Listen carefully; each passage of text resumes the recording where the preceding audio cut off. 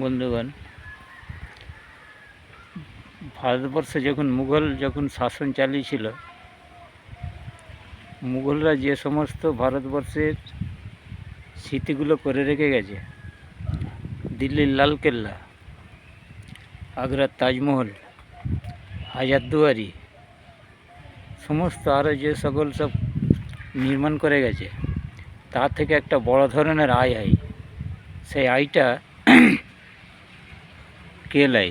মুসলমানরা লাই না যে ভারতবর্ষের রাজা আছে, বাদশাহ আছে, তারা লাই?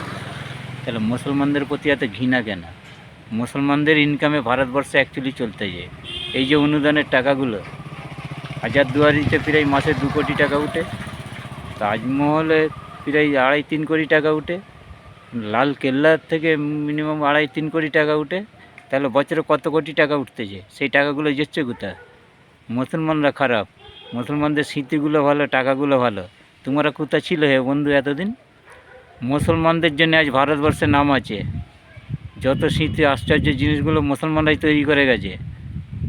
আর যে ভারতবর্ষে যারা এসেছিল লুণ্ঠনকারী, মানে ব্রিটিশ, তাদের বিরুদ্ধে কিছু বলা হয় না, আর বাবরকে বলা হয় লুণ্ঠনকারী। আপনাদের আলা জীব নেই, আলা জীব। আজকে ভারতবর্ষে মুঘল সাম্রাজ্য না যদি পতন হতো, তোমাদের মুখ থেকে বুলি বেরোতো না, বুলি বেরোতো না, বুলি।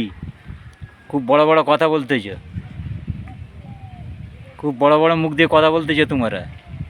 ওপর দিকে চিন্তা করে দেখবে যে ভারতবর্ষটা কাদের জন্য আজ এত সৌন্দর্য হয়ে আছে, কাদের জন্য সুনাম আছে সারা পৃথিবীব্যাপী।